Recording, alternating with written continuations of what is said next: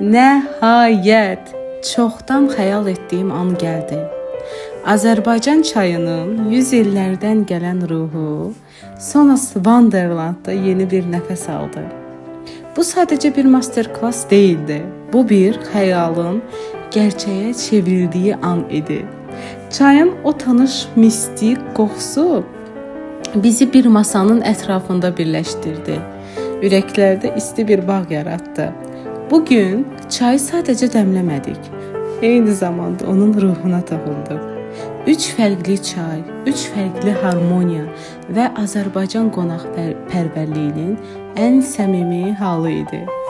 Şəffaf çaynikdə rəqs edən çay yarpaqları, şam işığının istiliyi və hər detal sevgi ilə seçilmişdi. Sonrası Wonderlandda biz sadəcə çay içmədik, xatirələr yaratdıq.